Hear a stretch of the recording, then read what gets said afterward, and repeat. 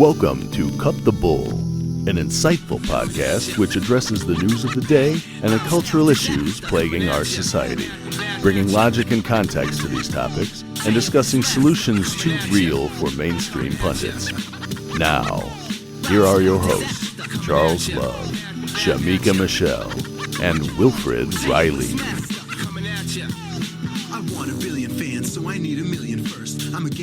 Hello and welcome to Cut the Bull. I am Charles Love alongside my co-hosts Shamika Michelle and Wilfred Riley. And our guest this week is Michael Shellenberger, author of Apocalypse Never and San Fransicko. Michael, welcome to the show. Thanks so much for having me. It's a pleasure to be here. Well, we're always happy to have all our guests on, but I have to say, I was telling Shamika earlier today, I thought back to our New Year's Eve episode at the end of last year, and we were talking about who we wanted to have come on in the future. And I was like, I had one name, and it was Michael. And so it's good to have you on. You have to come back because I can't get through every page of the book, but every page of both books I want to talk about. But the reason I wanted to talk to you, and the reason I think it's so interesting, is not only the topics you write about, but where you come from, which makes what you do unique. So I think I want to start there. You know, if you're reading in order, and those of you who have read Apocalypse Never, and you're talking about the climate crisis and the alarmists who are going overboard on it, some people can probably write that book if they do some research and just talk about what they find. But in this polarized climate, you're going to get attacked as, you know, everybody's politicized, right? You're a right-wing zealot, you're a left-wing, you're a denier, right? But you have some bona fides from the past that legitimize some of the things that you talk about. And, you know, I kind of laughed when you talked about the backyard party. That was funny. But, you know, you learned Portuguese so you can go to Brazil and help. And you went to Nicaragua. So you did some things to try to help the climate and to help poor when you were younger. So talk a little bit about the early activism that you were doing. Well, sure. So, yeah, I was a very left-wing kid. I had very progressive parents. I guess my dad was probably more new left. My mom was more of I would say like an FDR Democrat. I became pretty radical left as a teenager, probably around 15, 16, was reading The Nation in these times. This was the mid 80s. So I was particularly concerned about the support of the Reagan administration for the wars in Central America, for the El Salvadoran government, for the Contras. I was really excited about the anti-apartheid movement. I was also a very strong environmentalist. You mentioned the Backyard Party. It was my first fundraiser. I raised money for Rainforest Action Network, which is a group I actually ended up working for after college. But basically, I worked for most big environmental organizations in my 20s. I was very successful at sort of running media campaigns and doing advocacy efforts on a range of issues. I mean, everything from juvenile and criminal justice, drug decriminalization, harm reduction, needle exchange. I worked with Maxine Waters to advocate for needle exchange to prevent HIV/AIDS transmission. Anti-war protester. So yeah, I mean, I ran the whole gamut. And so yeah, I think I have some of my bona fides. Right, and I think that and it shouldn't really matter, right? You should say, I see a problem, I don't know much about it, so I want to learn more. And then as you learn, you do some research, you find out more, and it lands where it lands. But today, people won't take you seriously if they think that. And I don't think that I read your writings and I see some of the comments, and I don't think that you're getting pushed there quite yet, but I give it 6 months and you'll be a right-wing Hitler supporting nut job. I mean, they're going to push you there at some point. So briefly, what do you just think about that? How, you know, what that does to, you know, journalism, finding facts and all that kind of stuff. What does it do when you can't even, you know, write objectively? Even when you do, I know some people have a bias, but you write objectively and people are going to say, well, what is his political leaning? Or, you know, what does he think about this? Is he vegetarian? What is he, you know, that kind of thing. They question, all that matters about the facts that you write, even though two people might write the same thing. Yeah, I mean, it's a really interesting question. I mean, so obviously there's a lot of questions right now in our society about political identity, just meaning where do you sit on the supposed left-right spectrum? There's a lot of questions, obviously, about racial identity, sexual identity. I mean, it's interesting. So I think, I would say, I think the reason we pay attention to people who change their minds is that it's really hard to change your mind. It's really hard because it's not just that you change your mind, it's also that you lose friends, you potentially lose your financial supporters, you potentially lose your job, you potentially lose, family members become hard to talk to. So there's a lot of reasons why one would not change one's political views. And so I think that is part of the reason we pay attention to people that do change their views. I also, I mean, I think it's interesting because I think like we pay attention to, dissident views because they stand out more. So we listen to, Black conservatives are some of the most famous intellectuals. I mean, maybe the most important conservative intellectual is Thomas Sowell right now, in my view. I mean, he's one of the most revered. I think we pay attention to dissident environmentalists for a similar reason. You're used to hearing people that believe climate change is real and that are concerned about environmental problems saying that climate change is apocalyptic. Mm-hmm. That's not what any of the science shows. That's just, there's not even really a mechanism for it. So, then in terms of my, I was a Democrat. I registered, I changed my party affiliation last year to independent. I ran for governor. I came in third. Definitely there were some people that kind of go, well, you're just a Republican now, because obviously if you're not a Democrat, then what else could you possibly be? There's only two choices. And what I would end up saying to people is I would say, look, I'm a liberal in my compassion for the vulnerable. I'm a libertarian in my love of freedom, and I'm a conservative in that you need civilization in order to protect both of them. It's, Wilfred, I don't know if he mentioned it ever before, but, he and I were at a conference on wokeism in 2021. That was when he came back with the cowboy hat, I think. From Montana, yeah. Well, it was Montana, right? I think Wilfred, we were having Bozeman. It was in Bozeman. Yeah. I think Wilfred and I were having an argument on Twitter. Somehow people found out about it. We were having an argument on Twitter, and somebody responded.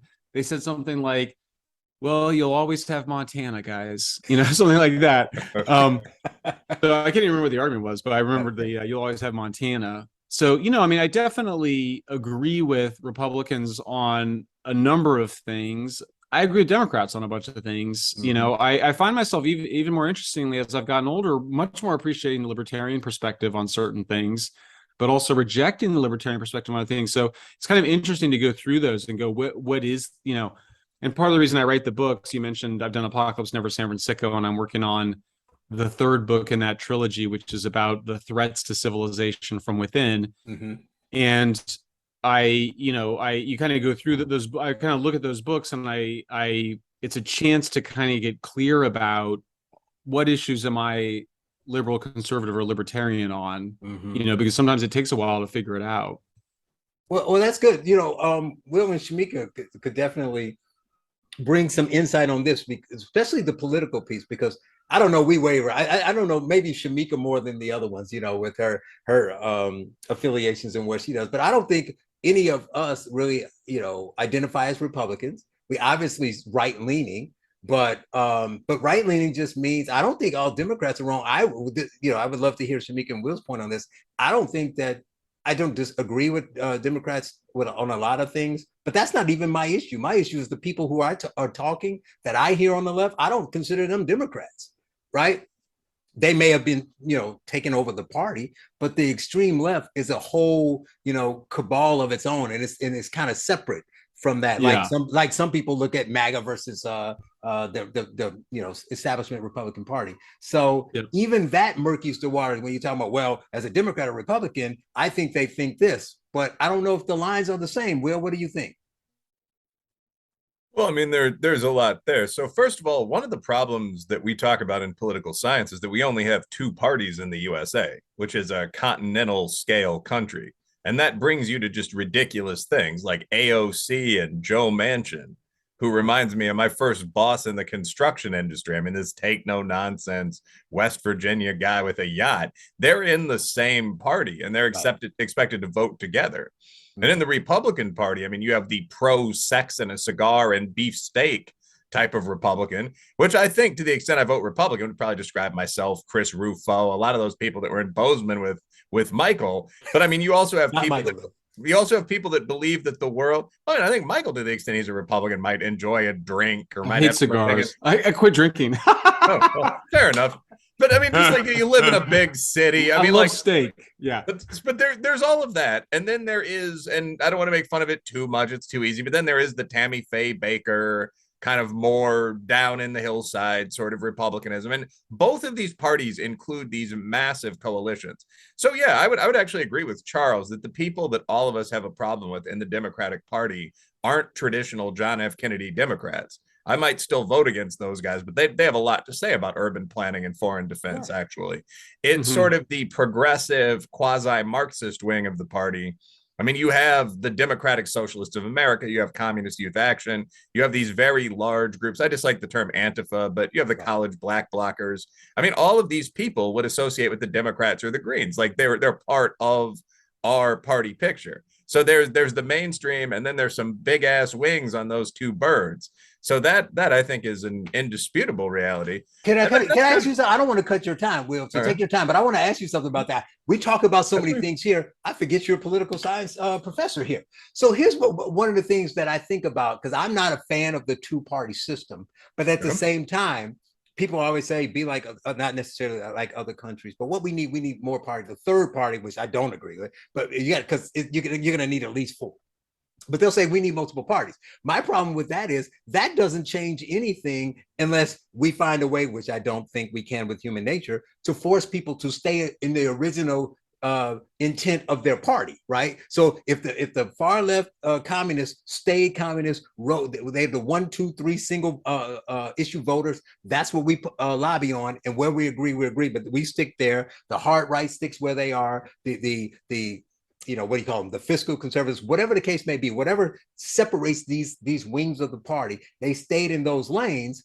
Then I think it would work. But I believe, and I'd love to hear your thoughts on this, Will, is that if they had 4 parties and they had, those types of party, the far left party, the Joe Manchin type, whatever the case may be, and they say that they write these party kind of like mission ideals and values on the things that matter most to them, but they won't stick to them. What they'll do is they'll start caucusing with each other, like Bernie, who's I think is technically an independent, right, in the Senate. But every time he caucuses with the Democrats. When he runs for president, he runs as a Democrat. We'll have that. We'll have people doing the same horse trading and lobbying, right? And so then you still end up having 4 or 5 parties with different names that act in blocks as 2.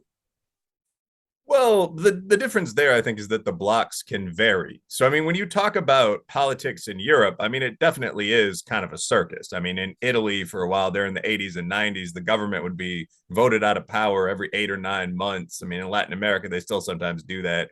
And I mean, you do have a whole range of parties, going from actual communists to kind of enviro greens who dress like forest elves and, go have sex in the woods for months at a time. There's a party called Fuck for Forest in one of the Scandinavian countries where people like live together and, go beyond Greenpeace when it comes to environmentalism, all the way over to basically fascist, where the party symbol is like the swastika sideways. So yeah, I mean, that we as Americans have fun with that when it comes to European politics. But the simple reality is that most countries have 4 or 5 adult parties, the Christian Democrats and so on, that most people get around, and they may caucus together, they may caucus separately. The way that would work in America, if I really had to think about it just off the dome right now, is that you'd probably have 4 core parties.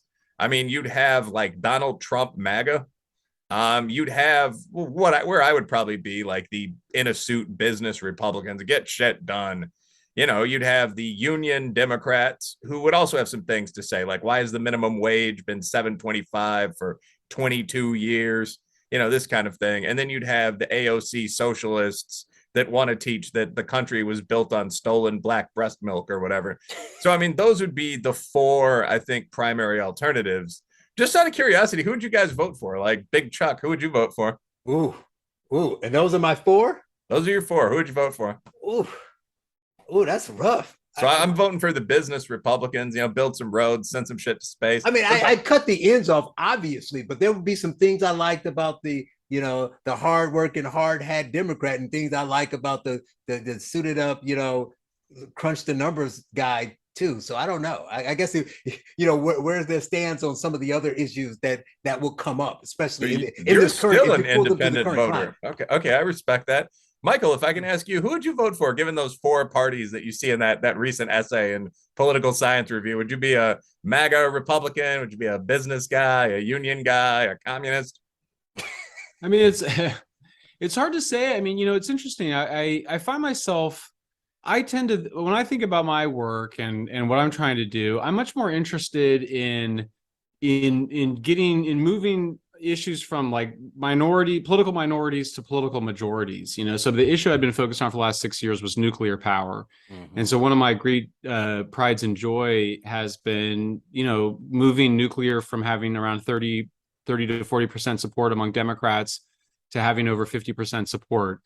And in that sense, it's sort of like, I'd kind of vote for whoever the best candidate is at any given point. But in terms of my life's work, it's much more like the work of moralizing, not in the sense of just, in the sense of like cultural morals, but just in sort of making the case of what's good and what's bad, so for example, on energy, people sometimes go, are you in favor of natural gas? And I always point out, I'm in favor of natural gas if it's replacing coal. I'm against natural gas if it's replacing nuclear. Where are you at on supervised drug consumption sites? I think I'm fine with the supervised drug consumption sites that they have in Netherlands. This is a situation where they have a very small number of people, like 150 people total in the whole country, that get prescription heroin. These are people for whom methadone and Suboxone, which are the opioid replacement therapies, they don't work. They just, they just continue to go back to heroin. Small number of people get it. I'm against having supervised drug consumption sites in San Francisco right now or Los Angeles because it would be mayhem. It is mayhem. I was the first person to write about it. Mm-hmm. So it's almost like if you have a proper psychiatric and addiction care system in place, I think I'm okay with it.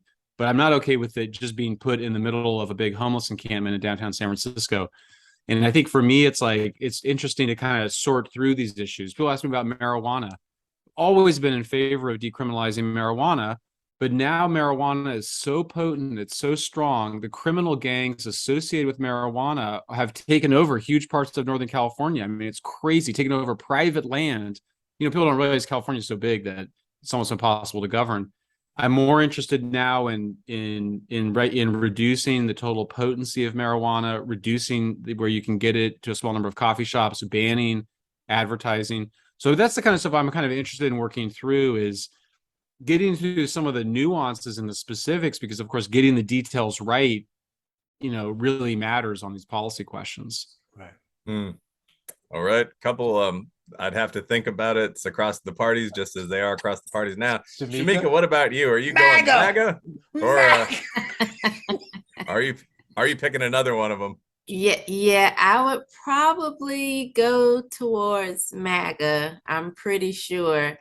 Although I don't know if I would actually register to be under one of those, as I'm not registered, as I'm unaffiliated now, but I would probably go with MAGA. Those just seem to be my favorite people. I don't know why, but I try to look to the guests to stretch me in some way. And I'm listening to you, Michael, and I was listening to you say the things that kind of line up with each party as far as Democrat, Libertarian, or Republican.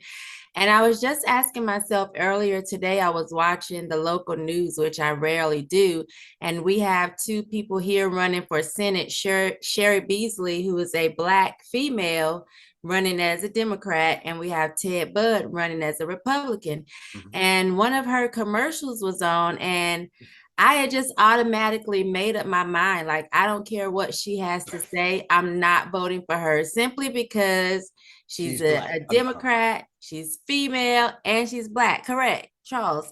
And so, but I was thinking to myself, I shouldn't be like that, right? I should look to see exactly what her views are, where she stands on certain policies, and make the decision individually. But I'm just so frustrated with so many people on the left. It's like, even those that may be okay, I'm just totally, not interested in, because of so much foolishness that I just feel like, oh, she's going to get in there and have a drag queen teaching first graders. Like, that's my mindset, but I really have to not be so closed-minded. I got to throw you a bone, though. So, because most people are going to watch that, it's like shame on Shamika. She shouldn't do that. We're all probably thinking that we're all shame, but I'm telling you about. So when you look, when you watch the commercial, it was foolishness, wasn't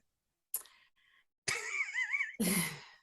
Well, you know, I see the ones in New York, so I can only assume. well, she was just talking about how, you know, she's going to stand up for women's rights. And Ted Budd has voted like he wants to get rid of abortion completely. And so it was more on the whole women's rights thing, which already frustrates me because women act like they don't have the right to keep their legs closed or the right to, you know, use birth control. And it's just this whole take our rights. I don't even like that whole narrative to start with. So it's just frustrating. But I was thinking I shouldn't be so closed-minded and do that to every single Democrat just because of what some of the progressives are doing. Yeah, just most of them. Will, I co-opted your time with that question. So if you wanted to finish a point before I go on. Oh, I think that the point, I asked a 10-minute question about which party people would belong to, honestly. If anything, I would segue out of, because I think you and I both drafted this question a little bit. I would segue a bit out of, are there a lot of people that are politically homeless? I mean, we all know the answer is yes. I mean, the entire panel said so. Okay. But one thing that Michael said that I thought was really interesting gets into this idea of climate apocalypticalism, I guess.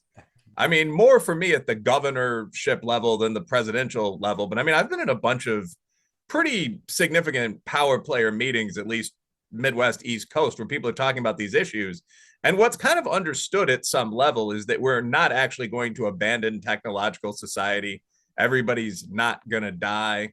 The projections that I generally hear, Michael might correct this, but we're looking at about a 2.3 degree global increase in temperature over the next 125 years. So I guess the question would be, and Charles, you might have a different version of this, but the question is sort of, what's really going on here? Like, why do people seem to be panicking about something that seems pretty fixable? I mean, I've invested in some companies that produce seawall tech. I mean, something that we've seen the low countries, for example, deal with for hundreds of years. Why is there this apocalyptic narrative that's growing up around this that's obviously false if you're in a serious position as we all are? And what should we actually do? That's my climate change question while we've got you on here. Sure. Well, so I mean, in Apocalypse Never, I look at the three big drivers of this apocalyptic perspective on the environment: money, power, religion. And ultimately, there's obviously financial interests that benefit, particularly renewable energy companies. Power is sort of the cultural power. You know, if you want to be famous, if you want to get attention, you can say the world is ending. It's an easy way to trigger fear. It's an easy way to sell newspapers.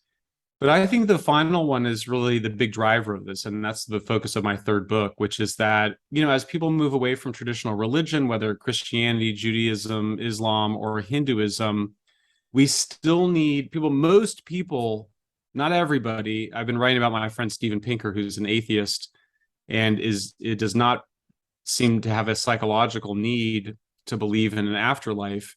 But I think a lot of people do feel a need to have a kind of framework to say, well, my life has meaning. One of the ways that they do that is to sort of imagine, well, my role is to save the world. And there's a bit of a narcissism in it too. I've been writing a lot about narcissism, which is sort of, humans have been around for somewhere between 200, depending on how you define humans, between 200,000 and 2 million years. But the world's going to end in my lifetime, and I'm going to save it. There's something quite narcissistic about that. Narcissism is a way to overcome nihilism, which is sort of the sense in which nothing really matters. Nihilism is this idea that life has no inherent purpose or value. And where nihilism often goes is a really dark direction of just tear it all down. It's the Antifa, it's the Extinction Rebellion, it's that civilization has got to be brought down. It's wokeism. I see woke. I wrote an essay. It's actually my most read essay called "Why Wokeism is a Religion," and I may have written it. I think I wrote it shortly after we were together, Wilfred. It must have been in the fall of last year, and it was because I had written Apocalypse Never, but then I was reading John McWhorter's book on woke racism, Right. And he describes wokeism. He described woke racism as a religion. And I just created this taxonomy with my friend Peter Boghossian, who I also met at that conference, right, of sort of this perspective of original sin. So for race, it's obviously slavery. For the environment, it's sort of the destruction of the natural world or the Industrial Revolution. You know, who are the secular devils? Who are the select? You know, referring back to Thomas Sowell. Sorry, we said the elect. You The know, elect. but that was just that was McWhorter. Yep. Yeah. And so we just kind of went through it, and it was amazing how quickly we were able to fill out all these categories. We did trans, you know, we did drugs, crime, homelessness, all these different things, and we were able to see that it's really a full-blown religion. And when I did a book event with John in New York, you know, he said, which was so interesting, he kind of goes, I feel like I'm witnessing, you know, the rise of Christianity at the beginning or at the end of the Roman Empire, you know, where, you know, and Nietzsche, of course, writes about this a lot, which is sort of the sense in which it's like the older gods are moving away and the new gods are showing up. Now, I personally don't think wokeism, I think because it's a anti-civilization ideology, it says that civilization is bad and must be taken down.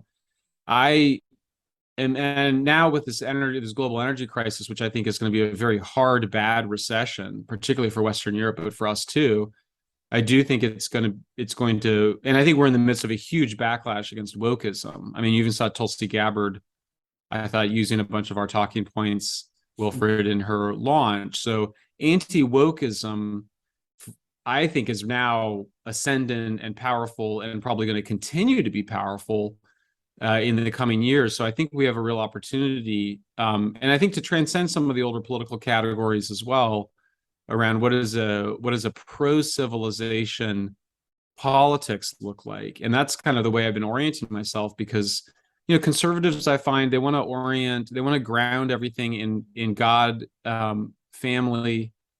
And I think that's not the right way to ground the common project, because a lot of people don't have God and a lot of people don't have a family. I think the right way to ground the project, and again, these are all themes that came out of our time together, is around citizenship, it's around the nation state, and it's around Western civilization. So for me, that's the project. Is you start there and you say, that's, you know, we have a preferential option for our fellow citizens. Next, we have a preferential option for people in Western civilization. And that this should be, in some sense, it is a spiritual or transcendent project, in that we think our system is vastly superior to what they have in China and Russia and other autocratic regimes. And we should make the case for it, and we should fight for it, and we should hope that it spreads. All right. I want to go back to your books briefly about what makes them so important. I think they're two of the most important books of the last, 10 years or so. And thank you very much. And a lot of it is because we talked about your past and how it brings some level of credibility to the people who need to see that. But the one thing, so, the three of us, not, humble brag, but we've probably written a couple 5 or 7 books between the three of us. But, we approach this in a pretty logical way.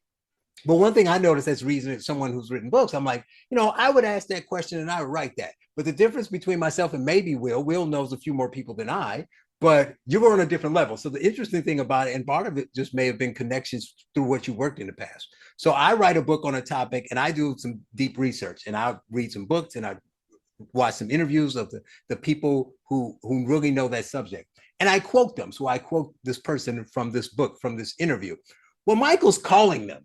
So Michael's like, so when I talk to the leading climate scientists in the world, who all the alarmists are quoting his scientific findings, and I call him up and he's like, it's BS. That's not what I said. They took it out of context, right? So that's just another level that you're adding, right? And it's not just there.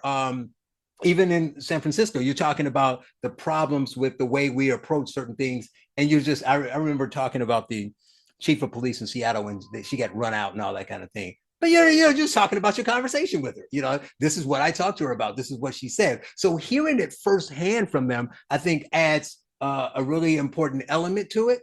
But I want you to talk a little bit about how that impact, the way you address the issues. And we never really got to this. You talked about your past, but what made you start to question? Mm-hmm.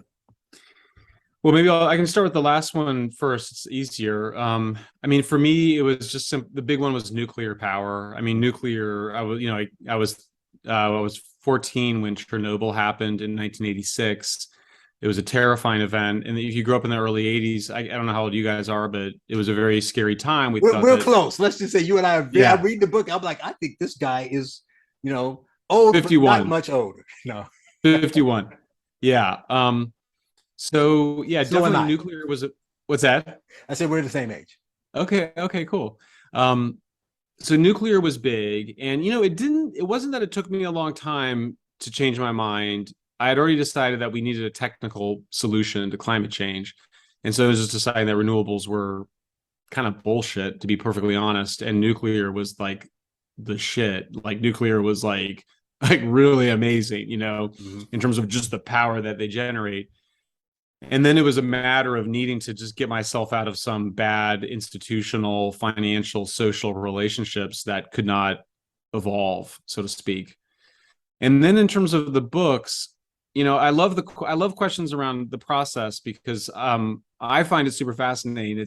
And you don't get asked about it a lot because a lot of people are like, oh my God, the guy's going to talk about his process, but I'm really proud of the interviews. I'm really glad you noticed that. I'm an ambitious person generally. When I take on a project, I'm a very competitive person. Like right now, I'm obsessed with being like the #1 climate Substack, and I'm #1 paid, but not #1 all. So I've always got some like ambition, and on interviews, same way. Like I want to talk, yeah, like you said, like I just want to talk to like some guy, like, and I'll just make sure I'll do whatever I can to get those interviews. The other thing, my interview technique, I'll spoil it for people, but I do long interviews, and then Zoom was game changing because, of course, just like this, you can get somebody like that, and you can see their face. But I always find the best parts of the interviews are like 90 minutes in when they get comfortable and let their guard down, and that's the moment where the scientists will be like, like one of them was. I was one of these tipping point scenario where like the Gulf Stream shuts down and then the Amazon catches on fire and then there's like the methane high. There's like, and then the world comes to an end and you're just like, how does it wait? Like, because you're kind of like, how does the world end exactly? I can't quite even follow it. It's just these kind of made up, this kind of science fiction. And the guy finally goes, well, he's like, well, the real problem is that the scientists keep changing their minds about whether or not the Amazon is going to produce more rain or less rain under global warming. It's like the kind of thing where it's like, you might figure that out if you read hundreds of pages of that Amazon science, but it's like, you get a scientist on the phone and they'll eventually confess like what the weak points of their own research is. And I find that true for a lot of people, that actually, if you can actually get to them in a more empathic space and get them calm, they'll just tell you, like, like the homeless one, like there's a bunch of little things that they gave up to me in that. But one of them was, I was like, okay, so let's say you give the big thing with homelessness, of course, is that they just want to give an apartment unit to anybody that's on the street, like with no conditions, it drives conservatives batty. I mean, it drives me batty too, but it's just like, you go, okay, so we have 150,000 homeless people in California. So we're going to give them all their own apartment. Okay, let's say we did that. Mm-hmm. What do you think is going to happen then? Do you think other people might decide to become homeless? And they finally, like, you get these, and people like the homeless. Finally, you got some homeless advocates, and they'd be like, "Oh, definitely." And you're like, "Well, okay." Right. So like you just admitted that that's just going to create an incentive to become homeless. Right. But it's like it takes the time of really listening and being with people, and often listening to them spout propaganda at you for like the first big part of the interview until you can be like, okay. Now let's talk about what's really going on. Right. Shamika, we were just talking to Noah Smith about that. And you were saying that. So what you want to do what again now? And Shamika was like, nope, we are not giving them houses. Not going to do it. But right. So when he said that, I just. Yeah, Noah's like, by the way, Noah, he's so wrong and so arrogant about these things. He wrote a column where he said Tokyo because he's a YIMBY, right? I mean, you guys, I'm sure you talked about this. Mm-hmm. Tokyo did not sprawl; it just grew more dense.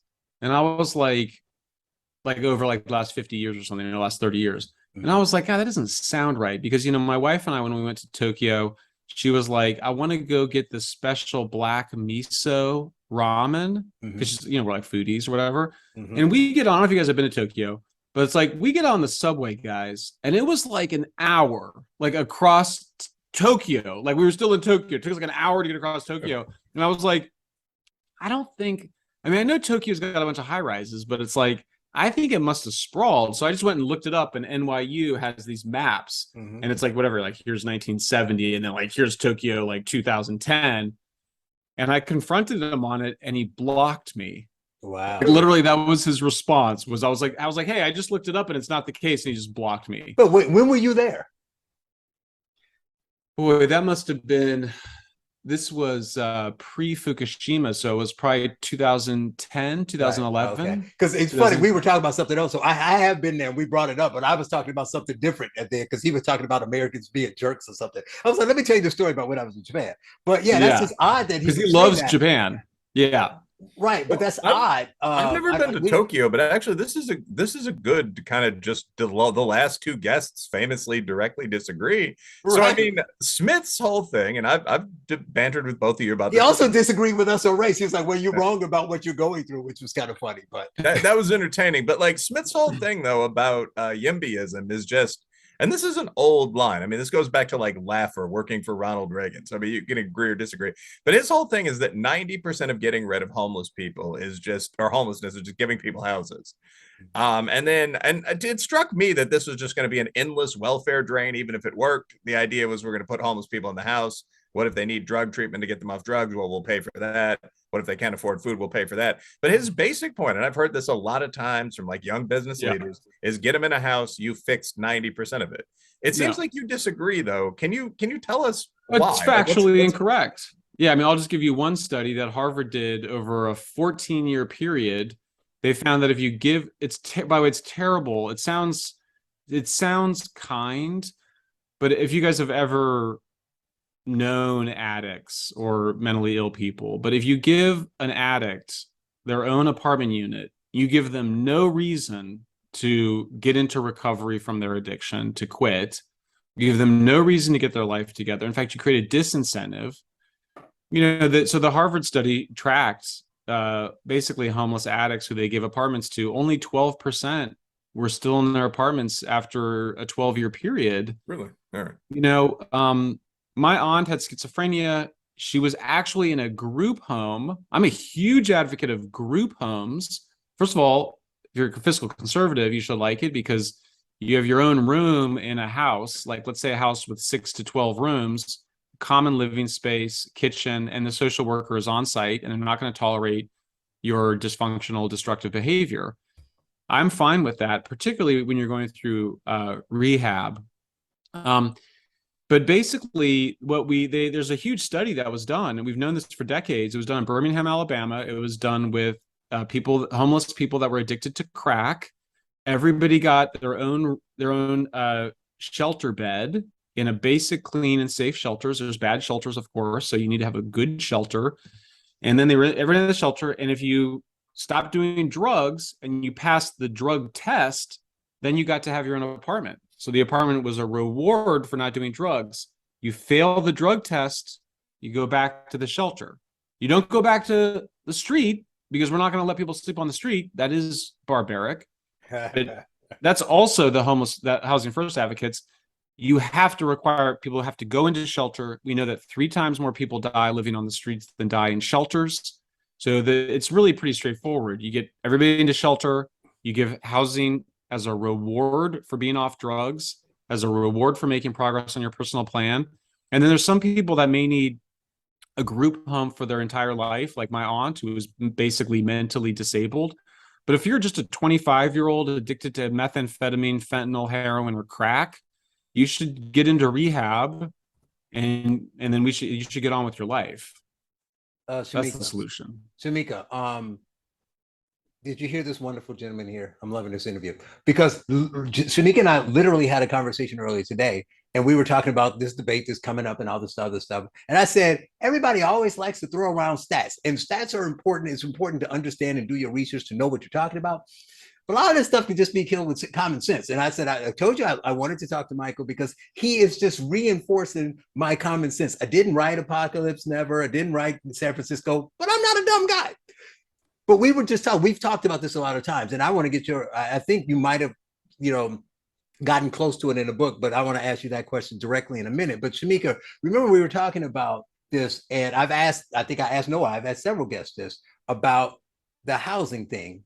And so I guess the biggest connection between your books is that trade-offs. You talked about Tom Sowell earlier, Michael, is that a lot of this stuff is just trade-off. Even if we want to help, we know some people are just trying to make money or whatever, but if they really care, a lot of what Michael finds in his research is that there's two options and they're trading off, focusing on this fancy glittery thing, and it may not help. And there might be a smaller thing they can do that help, but they don't want to do that because it doesn't bring you those three things he talked about earlier. But remember, Shamika, we were talking about the homeless people, and Noah talked about giving them houses, and then a lot of these people are against shelters. And we were just saying, well, just common sense just said, you don't want to do that. So I said, so let's say we gave them everything they wanted, all the money for the resources, all the drug rehab, all of the housing, shelters, everything you say they need, mental health help. My only trade-off on my side of the table, I push it all to the middle of the table. And all I ask is that they can't live on the street. So that means if I have to forcibly remove them, I do. But I have a place to go because I have more beds than people. I have apartments for the people who go up. I got money, I get resources, but you can't stay on the street. Most of the people I know on the hard left would say no, because who are you to tell them to move? Yeah. That's the end of civilization. I mean, but that's why you find that people say that, Michael, that they'll say, well, you can't. Yeah. It's no, it's peculiar to the West Coast in some ways. I mean, my sister lives in Boston, so I pay a lot of attention to what they do in Boston. They have a big advantage, which is that they have a very cold winter in Boston, so it's harder to remain homeless year-round there. But they had an open drug scene, which we euphemistically refer to as a homeless encampment in Boston, at a place called Massachusetts and Mass and Cass Avenue. Right. And the very, very woke progressive mayor shut it down, and she made people go into shelter or get permanent supportive housing. And it was also throughout the state, not just in Boston. So some of it is just this, I call it Big Lebowski syndrome, which is kind of take it easy, man. You like to drink Chardonnay and smoke weed. They like to smoke fentanyl and sleep in a tent. Who are you to judge, you prejudiced snob? Right. And it's kind of like, well, no, because actually living on the sidewalk, on the street, the sidewalk as public space, that's not proper place for people to sleep. So you must move them. And if somebody is like, no, I really just want to stay here, there's something wrong with them. Right. Like that's a cry for help. If you want to sleep on a sidewalk rather than in a shelter or somewhere that's safe, there's something wrong with you. And yes, you need to be compelled. I always point out, look, you don't have to go into the shelter if you don't want to go to the shelter, but you can't sleep on the sidewalk. Right. So we have a shelter bed for you if you need it. And we're also going to help you see a psychologist or a social worker to figure out what the hell it is that led you to live on the sidewalk, which 90% of the time is that you became a drug addict. You alienated all your friends and family by lying, stealing, and cheating from them. And then they eventually had to break off ties. I mean, if you've ever been on the inside of this, I have 3 friends from high school that became homeless drug addicts. If you've ever been on the inside of it, the parents, it's heartbreaking. Because on the one hand, you know that if you continue to let your child live in your house, they're going to not work, they're going to steal your money and do drugs all the time. If you kick them out, then your daughters are going to end up turning to sex work and your sons are going to end up becoming thieves to maintain their habit. That's if you don't have, which is what you should have, police officers who will not allow your children to do that. That's part of the thing you have to remember is people think it's cruel to have a police officer arrest somebody. No, it's cruel to let people addiction compel them to sell their bodies. And by the way, every woman I interview on the street has been sexually assaulted multiple times. Not like we're in like a state of barbarism, where that is somehow justified, because when you ask her, she's so out of her mind that she says, no, I'm fine here. I'd much rather just turn tricks, do my drugs, and occasionally be raped. No, you just, as a society, you say, we're not going to allow that. Shamika, your thoughts? Well, I've seen a lot of people who have been addicted to drugs decide they want to stay on the street because they don't like following the rules in the shelter. I know that was my uncle's issue. Like, he would just rather not go to the shelter, especially if it was warm outside, because you had to be in by a certain time, lights were out at a certain time. And so he didn't want to follow those rules. He wanted to do what he wanted to do. But the reason why I don't think just giving everybody an apartment or whatever, a place to stay would be the solution, is because I remember my mom allowing him to stay in a place that she was renovating to move in. He sold all the appliances. So it was like, okay, she, gave him this place to stay, but he wasn't responsible, and it ended up putting her in a bad predicament. So I knew just from common sense or from life experiences that, hey, just throwing them an apartment is not going to work. Right. So, yeah. What happened to your uncle? He got murdered.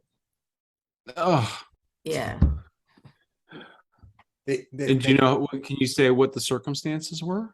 Well, he was doing drugs, and he was with someone that was supposed to be a friend, and I guess they were arguing over drugs, and he was in the front seat, his friend was in the back seat, and his friend, while he was still buckled into his seatbelt, shot him in the head. Oh, God, so sorry. I mean, that's what happens when you don't deal with this problem. Right. I mentioned 3 times more homeless die on the street than die in shelters. That's a very well-established study that was done out of Boston, but it's proven by the homeless mortality comparisons between New York and LA. And when you look at the cause of death, it's homicides, drug overdoses, and car accidents. I always point out it's really hard to be run over by a car when you're in a shelter. I mean, I'm not saying it can't happen, but yeah. Michael, murdered too, but it's less likely. You make a good point. So can I ask you this, and then we'll see what Will has to say about this. But I want to get to, because we run out of time. You talked about getting to the center of the real core of the context after 90 minutes. You need to give us 90 minutes, but you'll come back when you write the next book. But absolutely, I want to get to this because I think it's important for people to know that I try to be nice and assume positive intent is getting harder. But assume that they're doing this because they really want to help, but how their actions aren't really helping. And, there are great examples in the book. But one of the things I want to start off with, to piggyback on what you said between being San Francisco and your sister being in Boston, I'm in New York. So when Eric Adams became mayor, there was these high progressive, crazy stuff that they love. And then the right-wing stuff that, I'm going to crack down on my next cop. So everybody was like, we don't know what this guy is going to be like. So he comes in. And one of the first things he did was, we got to get these homeless off the street, right? We got to move them into stuff. I got more beds, they got to go. And as you can predict, all the people came out with their signs and they're saying, no, that's so unfair. You can't do that, right? And so he was like, but we got beds for him. I'm not trying to be cruel to him. We got to get him off the street. And then he was all kind of monsters. And you fast forward, 5-6 months, and now he's putting people up in $500 a night hotels in Chelsea. Right. And so the people, I mean, I think they just announced it like 2 days ago, and then the parents are upset because they're realizing that. So that he's staying at this hotel right in the middle of time, in the heart of Times Square, around the corner from the school. And the school is being overburdened because now they got the ESL teacher. They have one, but now they have like 50% increase in students right off the bat because you got these kids coming to school that don't speak English. And then they talk about the people are moving out of the neighborhoods because of all the crime. Right. But this is the guy who understood. I was a former cop. I understood that you can't have this on the street. And now we got people. We went from, since I've been in New York, from people being pushed on the tracks, women mostly, and down the stairs every night for like 2 weeks, to the Asian American attacks, to shootings, to now. I think we had 6 people stabbed and 3 people stabbed to death in 10 hours last week. And so now people are being stabbed every day. Right. And it's every time they catch them, it's either somebody who's out on bail because they have no cash bail, or they're homeless people, and they're not doing anything about it. So talk a bit about, as you write, both the homeless and the climate, right? Because in the climate book, we keep ignoring that because we got on homeless, but you tell some great stories about Bernadette and trade-offs between, well, stop what Bolsonaro's doing in Brazil, but what he's really trying to do is help the poor. How these activists, if they really wanted to help, low-hanging fruit would just help the poorest people in the world get up to, I don't know, fancy poor people in America. Let them live like poor people in America. Then we can worry about those problems. But they want to take fossil fuels. They're anti-nuclear anyway. But then even you would, like you say, from coal to natural gas to nuclear. But even still, you'd be like, I'm sure you'd say they can have coal for 5 or 10 years in a third world country for a while so they can get themselves out of it. But these people are like, no. And you tell them that, but you're causing people to starve to death. You're causing all this stuff to happen. I don't care because all I see is this little window, and what they're doing is really hurting. So talk about that a bit. Yeah, for sure. I mean, of course, if you know, we should not be telling poor Africans what fuels they can use. That's outrageous. Remember, a year ago, Germany, the government of Germany paid South Africa $810 million in exchange for South Africa promising not to use any coal. Now, 1 year later, German imports of South African coal have increased eightfold because of the energy crisis. The hypocrisy is mind-blowing. This is part of one of the motivations I was saying too, where when the celebrities keep getting caught flying private jets to climate conferences, you have to ask whether it's really an accident or whether they're flaunting their wealth.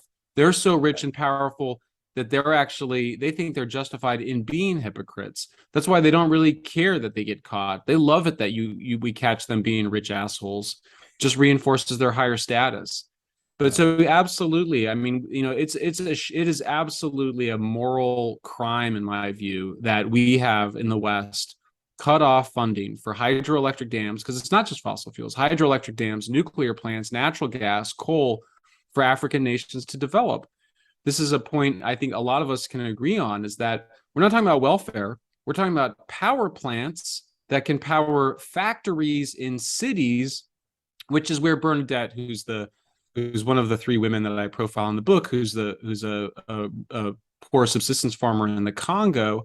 Mm-hmm. She doesn't want to be on the forest frontier fighting with orangutans and elephants and other wild animals that are trying to eat her crops. She would much rather be in a city working in a factory for a wage.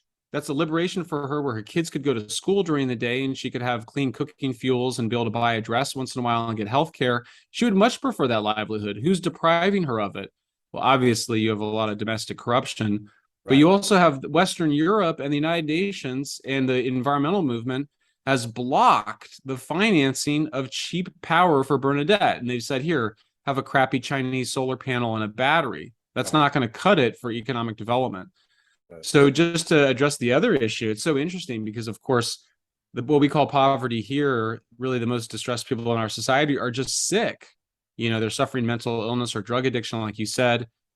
Police have been quiet quitting. I mean, that's what's going on. That's what's really going on. And it's not just that, you know, they keep offering police more money, but we disrespected police officers for really 7 years. I mean, it really starts with Ferguson, and it goes all the way to after the George Floyd riots, where we told police officers that they were worse than criminals, and that really they should be publicly shamed. They had feces and urine thrown at them. They had Molotov cocktails thrown at them, and police officers felt disrespected, so they engaged in quiet quitting, which is that they pulled back from the normal police work that prevents homicides, that prevents crime. I became very pro-police in researching San Fransicko. The relationship between more police on the street and reductions of crime is very strong. And so I think I'm sympathetic to Eric Adams and all these mayors because they've inherited such a shit show. They have a demoralized police force. They have an emboldened radical left that is maniacal and pathological in its so-called compassion. You know, compare it to like the Kathy Bates figure in Misery, where they want to hurt you in order to be able to take care of you. Right, because they love you so much. It's almost Munchausen syndrome by proxy. Right. But it's a kind of pathological altruism, which is like, let me take care of you. It's like, no, thanks. You know, a little autonomy. So, I mean, I think we're dealing with a real sickness in the West that comes out of this failure to deal with, you know, modern life, and the failure to deal with, you know, the rising disbelief in traditional religions. And I think we just got to get back to what the fundamentals of civilization are, which is cheap energy, law and order, and meritocracy. If you don't have those three pillars of civilization, then you have nothing, turns out. Will, your thoughts?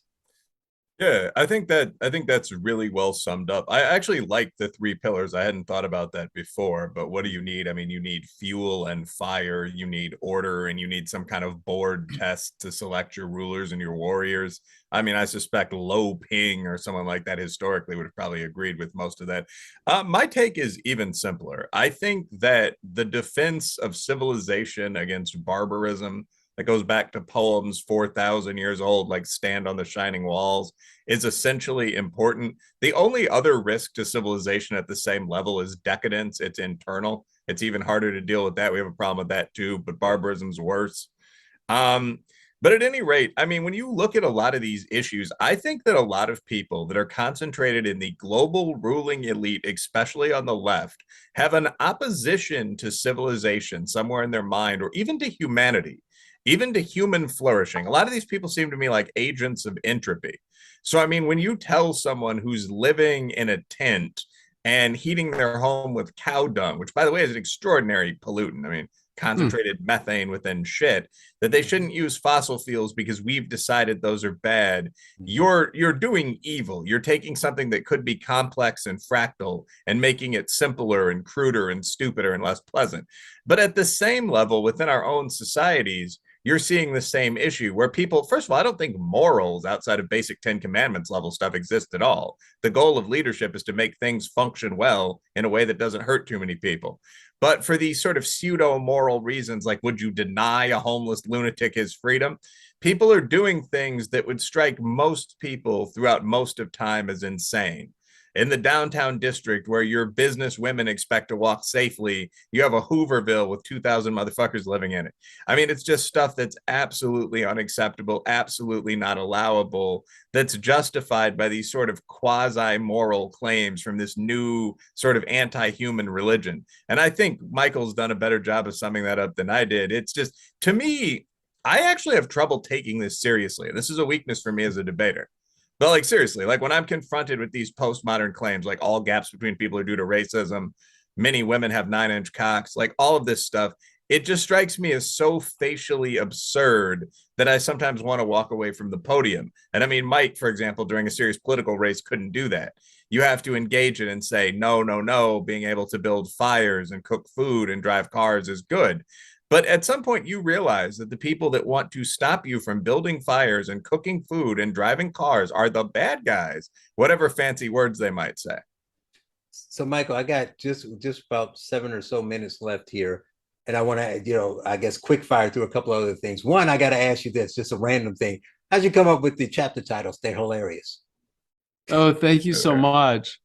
I love that process of coming up with them. I'm actually struggling with it for my third book, but yeah, I mean, yeah, it was obviously intentional. It's not the end of the world. Enough with the plastic straws. Have your steak and eat it too. Thank you. Yeah, no, I had a lot of fun with those. Language is everything. I mean, if you can construct the right language, then you can really change how people think, and you can change the world. So yeah, for me, it's just who knows, man. I think what I'll say is I think about it all the time. I mean, it's just I have my wife and my kids and my friends, but basically it's just something that's always running through my brain when I'm awake, when I'm sleeping. And then I always try to approach when I talk to the left. I said give them their argument. It's hard, but just try to just ask them questions, because I call them intellectually lazy and emotionally weak surface thinkers. So I'm like, they're not really thinking that deep. So just ask them questions. So I love the way you approach them when you ask these questions and you think they're wrong. You're not combative, but you just keep asking until you get to them to realize what they're saying doesn't make sense. And one of them that I really thought of was your conversation with is it Christine Figuener? Right, because so you about the waste management back and forth, but the way you go back and forth with her about, so what do you want the countries to do? Well, these companies, Pepsi and Coke, they make so you want them to do it? Yeah. So you don't want the government to have anything to do. Well, the government's corrupt. You said that. And so you just keep asking her questions. She's like, well, yeah, I guess so. It's kind of like, okay, whatever. I think it's important in each of the chapters. Particularly in Apocalypse Never, you can see it, but I'm always trying to do it, which is that I want to represent my opponent's argument better than they can. I want to be competitive about it a little bit. Mm-hmm. So always you see, especially in Apocalypse Never, that first section is me just repeating back their best argument before I then go and try to take it apart. It's much more interesting than that way. Then it's much more interesting to construct the steel man than the straw man. And then my last question, I'll let Shamik and Will say whatever their final things are, is it me or are your articles on Substack getting more, really blunt and direct? I kind of like the media is lying about climate and hurricanes. And I wanted to add that's one you didn't get right. It should be they're lying about climate and hurricanes and fires and nuclear and police shootings and mental illness. and just keep going. But yeah, they're just like, Biden is contributing to the end of the world, something like that. Biden's a disaster or something. Like, is it me, or is it they're just getting, since the gloves have come off and you got into the fight with Gavin Newsom, you're just more you're plucky? It's an interesting question. I mean, I think these things, like, let's just take the hurricane thing.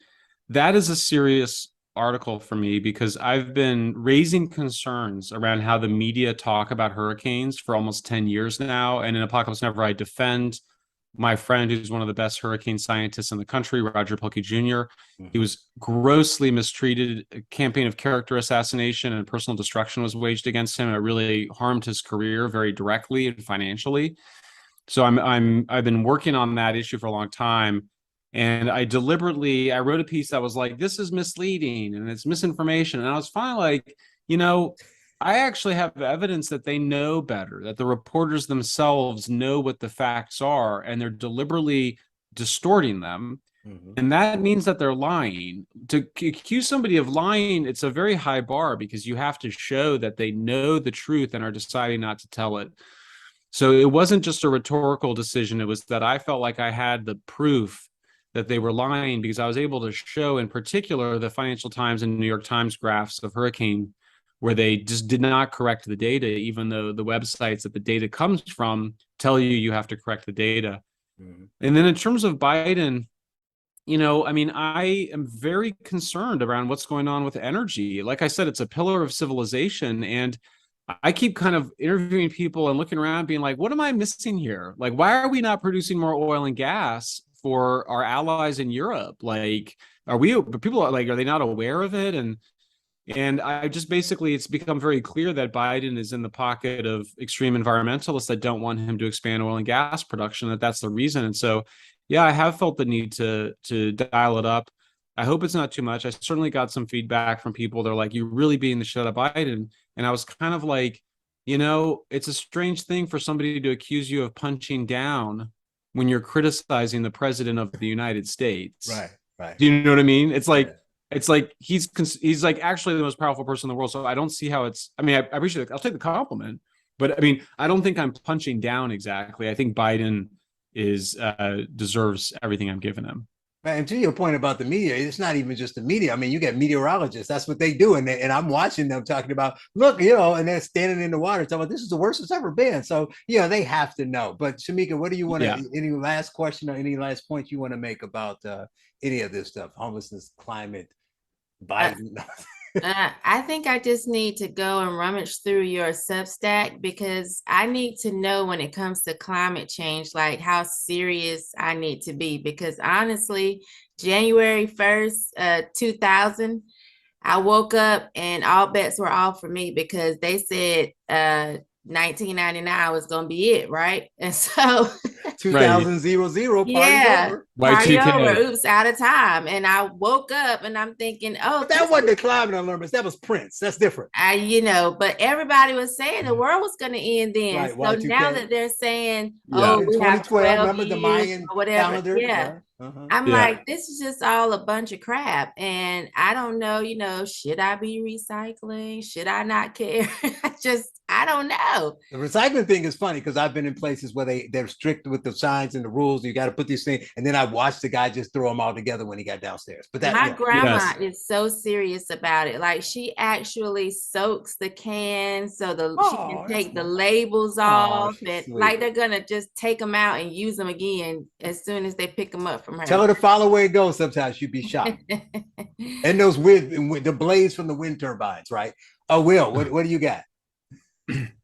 I think Michael's doing great work. I guess my one take on I'll spin it into climate. Those were great stories. My one take on all this is that the world's not ending. This is one of my strongest biases as a researcher. Like for the past 50 years in quantitative social science, and you guys in the natural sciences have done a little better, but we've seen these predictions like the Club of Rome, peak oil 1, 2, 3, 4, 5, global cooling, the Western heterosexual AIDS epidemic, killer bees, and the great northerly Secondhand migration. smoke.